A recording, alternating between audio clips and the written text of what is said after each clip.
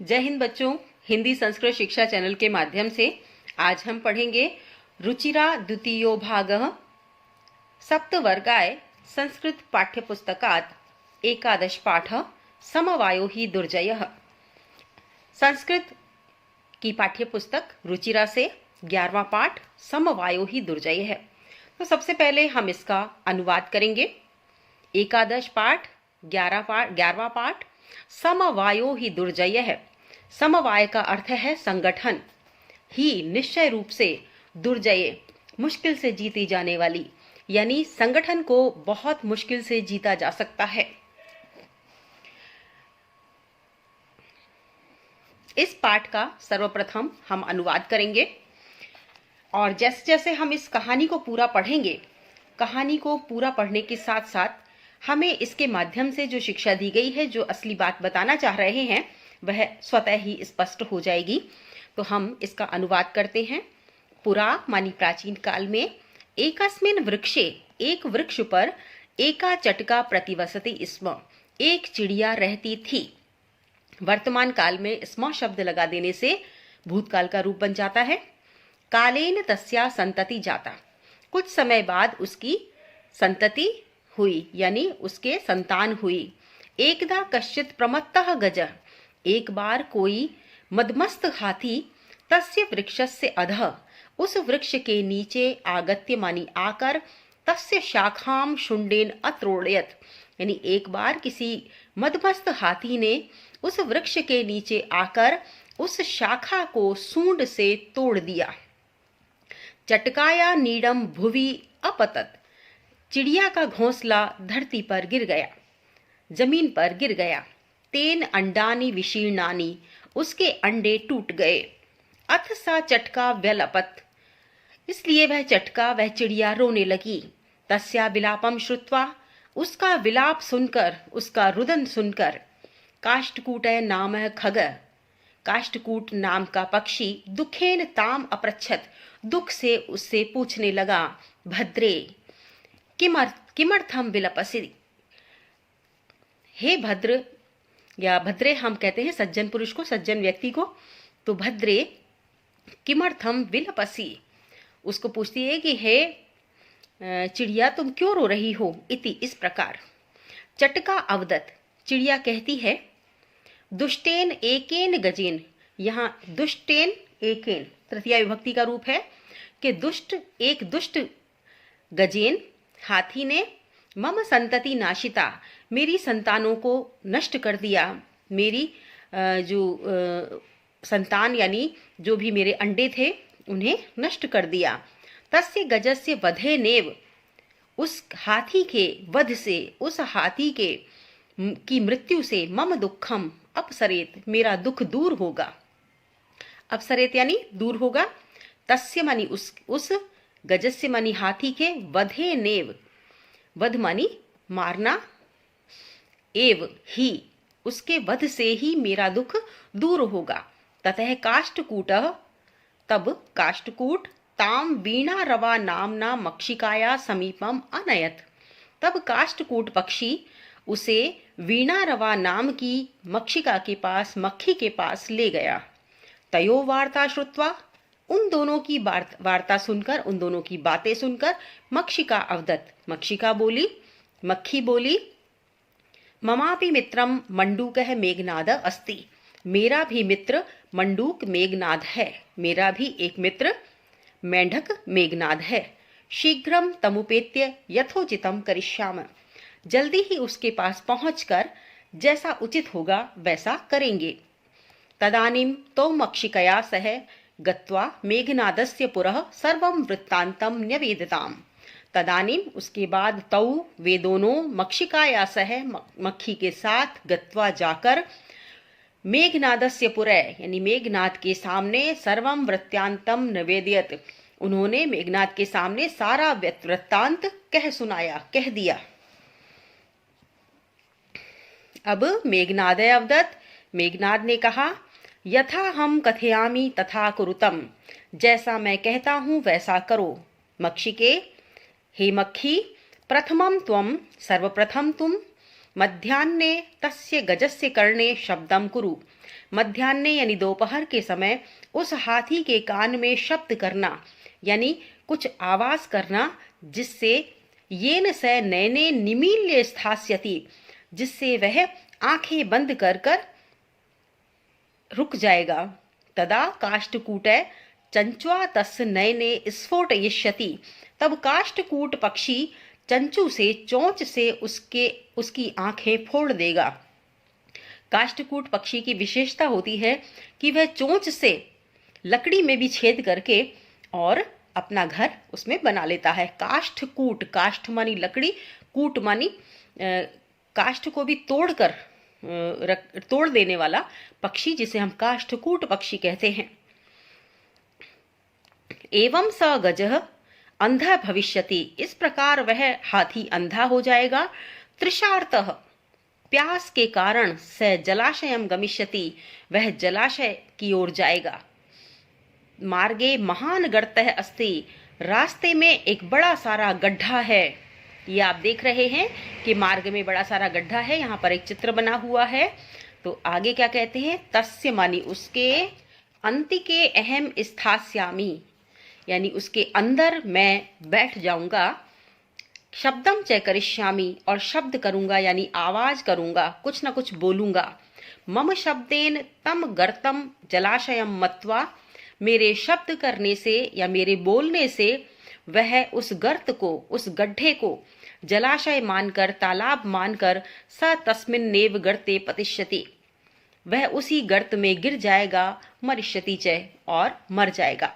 यानी मेंढक का कहना है कि मेंढक अक्सर तालाबों में होते हैं, तो जहां मेंढक बोलते हैं हम सोचते हैं कि वह तालाब है। तो जब भी हाथी आगे बढ़ रहा होगा तो आंखों से तो उसको दिखाई नहीं देगा, क्योंकि वह अंधा हो चुका होगा। वह सिर्फ शब्द सुनकर ही मार्ग का अनुसरण करेगा। तो जैसे ही गड्ढे के अंदर से मेंढक की आवाज आएगी तो हाथी सोचेगा कि ये जलाशय है और वह उसी ओर बढ़ेगा, और जैसे ही उस ओर आगे बढ़ेगा वह उस गड्ढे में गिर जाएगा, और जैसे ही गड्ढे में गिरेगा वैसे ही वो मर जाएगा। तो इस प्रकार तस्मिन् नेव गर्ते पतिष्यति मरिष्यति च। अथ तथा कृते, अब इसके बाद वैसा ही करके, स गजः मध्याह्ने मंडूकस्य शब्दम अनुसृत्य, ऐसा ही करके वह हाथी मध्याह्न में, दोपहर में मेंढक के शब्दों का अनुसरण करके महते गर्तस्य अंतः पतिते, बड़े गर्त में, बड़े गड्ढे में जाकर गिर गया। मृतः च, और मर गया। तथा चोक्तम, यानी जिस प्रकार कहा भी गया है कि बहूनाम अप्यसराणाम समवायो ही दुर्जय, बहूनाम बहुत सारे, और असाराणाम अपि असाराणाम बहुत सारे, अपि मानी भी, असाराणाम यानी निर्बल व्यक्ति जो होते हैं उनका समवाय, समवाय मानी संगठन, समूह, ही निश्चित रूप से दुर्जय, मुश्किल से जीता जा सकता है। तो कहते हैं कि संगठन में शक्ति होती है, संगठन में ताकत होती है। कहा भी गया है कि संघे शक्ति कलो युगे। तो इस पाठ के माध्यम से बताया गया है कि भले ही संगठित व्यक्ति प्रभावशाली ना हो, ताकतवर ना हो, अगर कमजोर व्यक्तियों का भी समूह होता है तो उसे भी मुश्किल से जीता जा सकता है। जिस प्रकार से कहा है कि तृण से बनी हुई, घास से बनी हुई रस्सी भी बंधनती मत दंतिन, यानी मदमस्त हाथी को बांध सकती है। तृण से बनी हुई रस्सी भी मदमस्त हाथी को बांध सकती है, यानी तृणों का समूह भी बहुत काम का होता है। तो इस प्रकार से जो कमजोर व्यक्ति हैं उनका समूह भी मुश्किल से जीता जा सकता है। तो ये था पाठ का अनुवाद। अब हम पढ़ेंगे इस पाठ के शब्दार्थ। सबसे पहला शब्द है पुरा। पुरा का अर्थ है पहले, पुराने समय में, अगो। शुंडेन सूंड से, बाई ट्रंक। नीडम घोंसले को, नेस्ट। विशीर्णानी नष्ट हो गए, डिस्ट्रॉयड। तम उपेत्य उसके पास जाकर। अप्रोचिंग हिम मध्याह्ने दोपहर में, एट नून। निमील्य बंद करके, क्लोजिंग। स्थास्यति रुक जाएगा, विल स्टे। स्फोटयिष्यति फोड़ देगा। विल, स्पॉइल, तोड़ना और फोड़ने में बहुत अंतर होता है। तृषार्तः, तृषा प्लस आर्तः, प्यास से पीड़ित। थर्स्टी, गर्त, गर्त मानी गड्ढा, पिट। यथाकृते, वैसा करने पर। Doing so. अब है अनुसृत्य, अनुसृत्य मतलब अनुसरण करके। फॉलोइंग। पतितः, पतितः मानी गिर गया। डाइड, गिर गया मीन्स फेल डाउन, और जब गिर गया तो गिरने के बाद मर गया, तो इसके बाद जो शब्द है वह है मृतः। मृतः मानी मर गया, डाइड।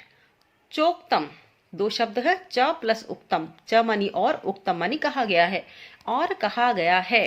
एंड सेड, दुर्जय, कठिनता से जीतने योग्य। Difficult to win. बहुनाम अप्यसराणाम, बहुनाम अपि असाराणाम। बहुनाम मतलब अनेक, अपि भी, असाराणाम निर्बलों का, अनेक निर्बलों का भी। Several weak ones. समवाय, समवाय का अर्थ है समूह, संगठन, ग्रुप। अब हम अभ्यासार्थ प्रश्न करेंगे। पहला प्रश्न है, वृक्षे का प्रतिवसति स्म। प्रश्नानाम उत्तराणि एक पदेन लिखत। प्रश्नों के उत्तर एक पद में लिखने हैं। तो वृक्षे का प्रतिवसति स्म, उत्तर होगा वृक्षे चटका प्रतिवसति स्म। तो हम लिख देंगे चटका। वृक्षस्य अधः कै आगतः। वृक्षस्य अधः एकः प्रमत्तः गजः। प्रमत्तः गजः आगतः। अब हम सिर्फ इसमें एक गजः भी लिख सकते हैं, लेकिन प्रमत्तः गजः लिखेंगे तो इससे कहानी का जो उद्देश्य है वह स्पष्ट होगा। गजः केन शाखाम अत्रोड़यत। हाथी ने किस से शाखा को तोड़ा। शुंडेन। गजः शुंडेन शाखाम अत्रोटयत। फिर है काष्ठकूटः चटकाम कस्याः समीपम अनयत। काष्ठकूट चिड़िया को किसके पास ले गया। तो उत्तर होगा वीणारवा, वीणारवा मक्षिकाया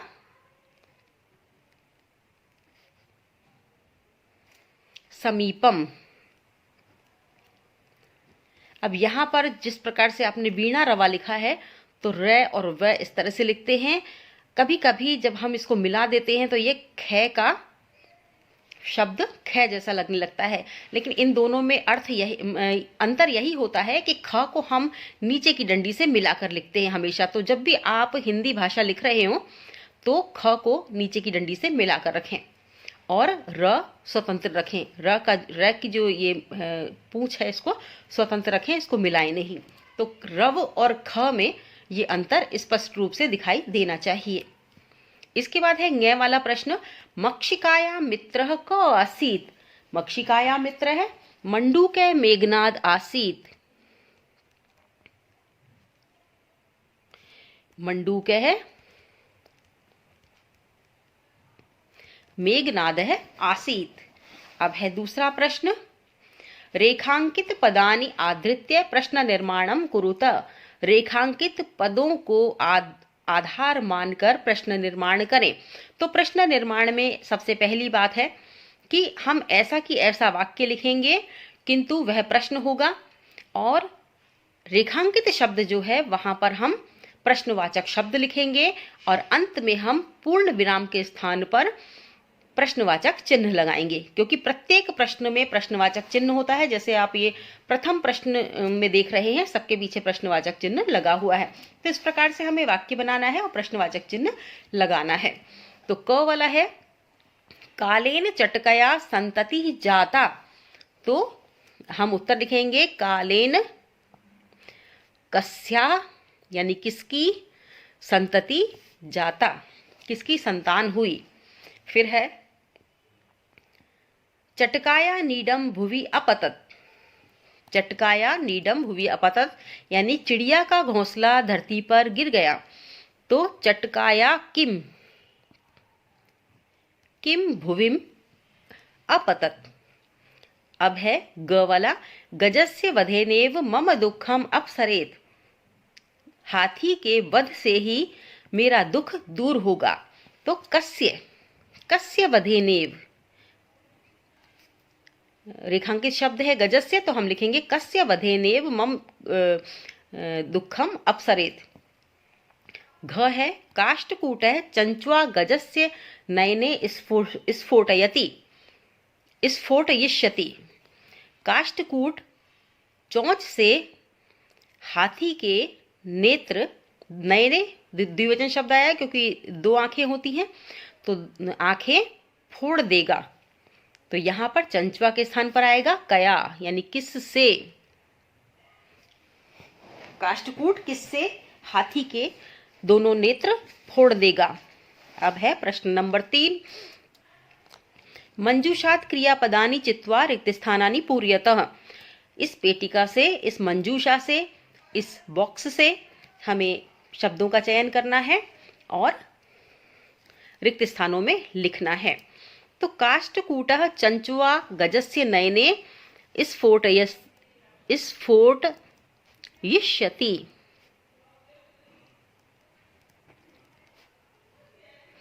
स्फोटयति और स्फोटयिष्यति दोनों शब्द अलग अलग हैं, काल का भी अंतर है दोनों में, वर्तमान काल भविष्यत काल का। तो हमें थोड़ा ध्यान से लिखना है। मार्गे स्थित अहम अपि शब्दम करिष्यामि, मार्ग में स्थित मैं भी शब्द करूंगा। तृषार्तः गजः जलाशयम गमिष्यति, यानी प्यासा हाथी जलाशय जाएगा। गजः गर्ते पतिष्यति, हाथी गड्ढे में गिर जाएगा। काष्ठकूटः ताम मक्षिकाया समीपम अनयत, यानी काष्ठकूट उसे मक्षिका के पास ले गया। गजः शुंडेन वृक्ष शाखा त्रोटयति, हाथी सूंड से वृक्ष की शाखा को तोड़ देता है। प्रश्न संख्या 4, प्रश्नानाम उत्तराणि एक वाक्येन लिखत। प्रश्नों के उत्तर एक वाक्य में लिखने हैं, किंतु प्रश्न के आधार पर यदि आवश्यक होता है तो हम 2-4 शब्द अतिरिक्त भी लिख देते हैं, क्योंकि प्रश्न का जो उद्देश्य है, ध्येय है, वो पूर्ण होना चाहिए, उत्तर पूरा आना चाहिए प्रश्न के अनुसार। तो क है चटकाया विलापम श्रुत्वा काष्ठकूटः ताम किम अपृच्छत। चटका का चिड़िया का विलाप सुनकर काष्ठकूट उससे क्या पूछता है। तो हम उत्तर लिखेंगे, उत्तरः चटकाया विलापम श्रुत्वा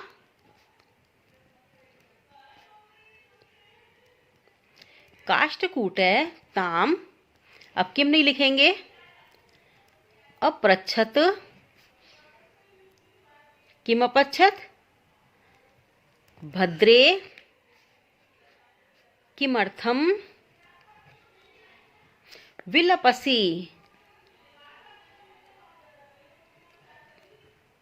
इति, यानी चटका चिड़िया का विलाप सुनकर काष्ठकूट तम अपृच्छत, ताम अपृच्छत, उससे पूछता है कि भद्रे किमर्थम विलपसि, तुम किस लिए विलाप कर रही हो, इस प्रकार इति। अब है चटकाया काष्ठकूटस्य च वार्ता श्रुत्वा मक्षिका किम अवदत्। चटकाया काष्ठकूटस्य, चिड़िया और काष्ठकूट की बातें सुनकर मक्षिका ने क्या कहा। तो उत्तर लिखेंगे, चटकाया काष्ठकूटस्य च वार्ताम, ये म की बिंदी आ जाएगी, श्रुत्वा मक्षिका अवदत् किमवदत् ममापि मित्रं मंडूक मेघनाद। मंडूक है मेघनाद अस्ति, अस्ति आ जाएगा। मंडूक मेघनाद अस्ति,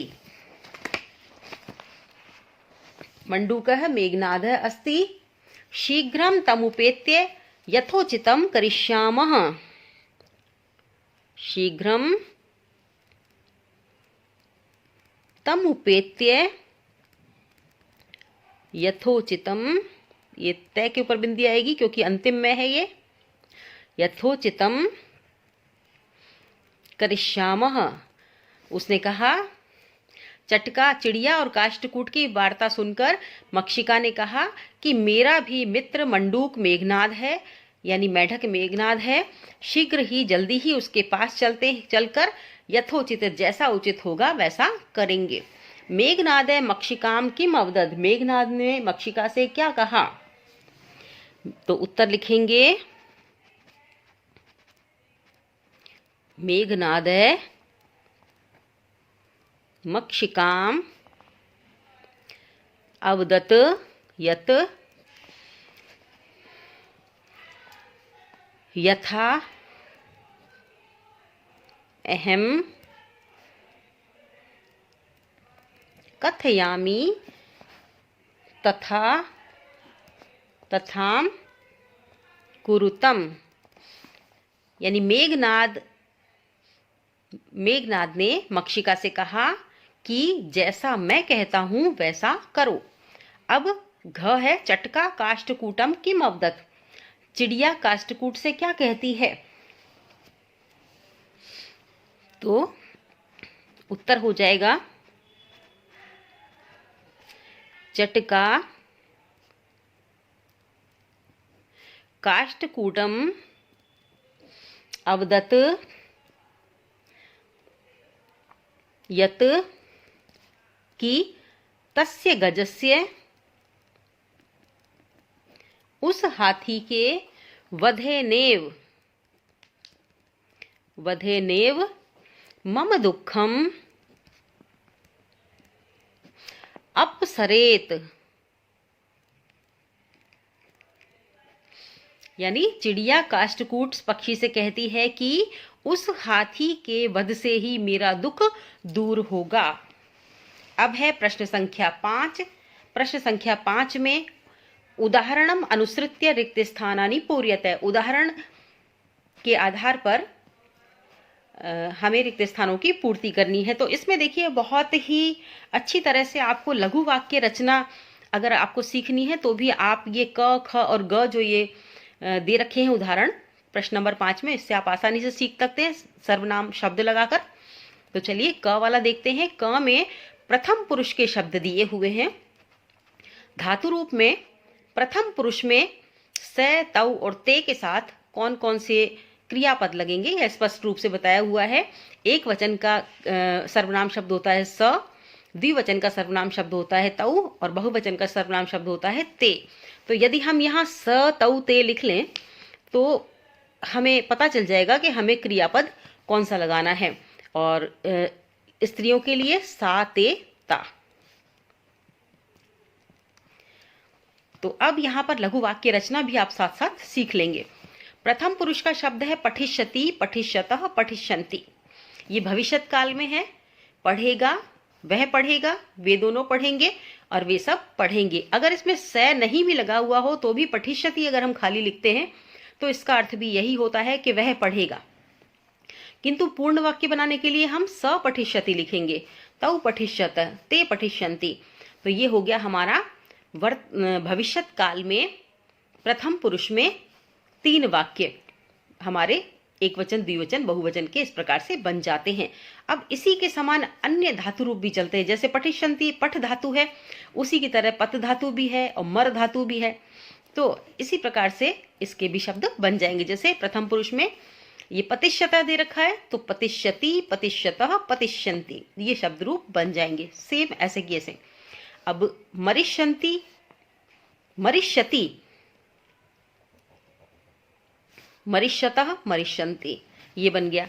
ये तो प्रथम पुरुष के रूप हुए। अब मध्यम पुरुष के रूप दे रखे हैं इसमें ख में। आप देखेंगे पुरुष एक वचन, द्विवचन, बहुवचन।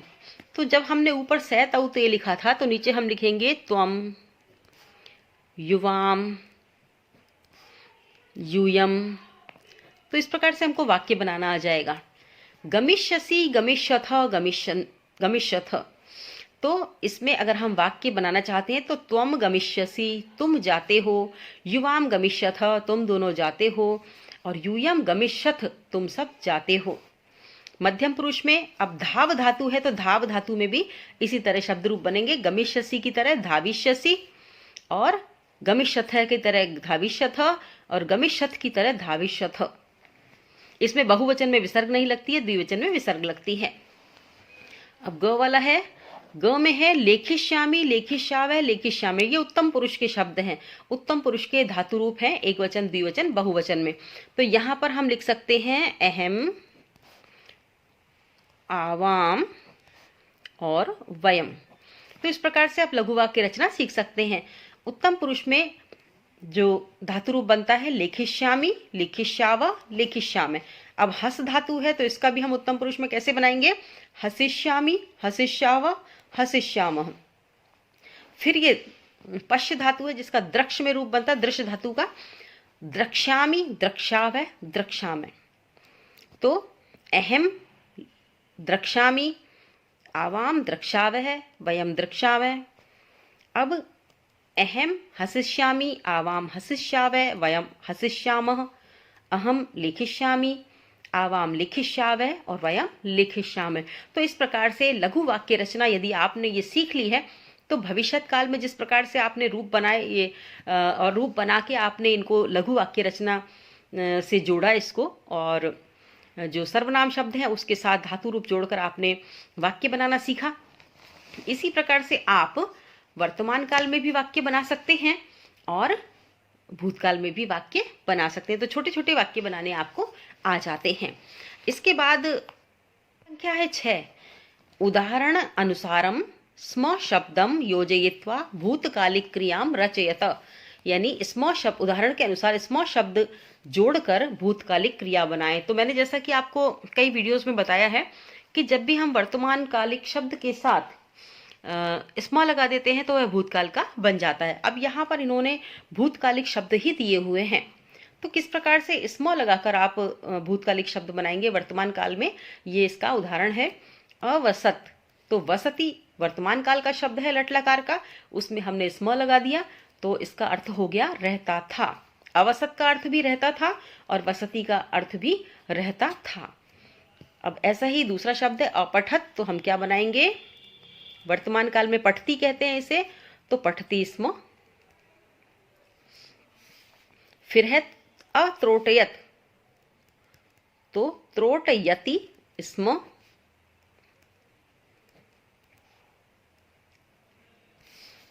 फिर है अपतत, तो पतति स्म। फिर है अपृच्छत, तो पृच्छति स्म। फिर है अवदत, तो वदति स्म। फिर अनयत, तो नयति स्म। ये जितने भी शब्द हैं ये वर्तमान काल लट लकार के एक वचन के शब्द हैं, उसमें हमने स्म लगाया तो ये भूतकाल का शब्द बन गया। और ये सारे जितने भी हैं ये हैं भूतकाल के एक वचन के शब्द। अब है प्रश्न संख्या 7, कोष्ठकात् उचितम पदम चित्वा रिक्त स्थानानि पूरयत। कोष्ठक से उचित शब्द चुनकर हमें रिक्त स्थान की पूर्ति करनी है।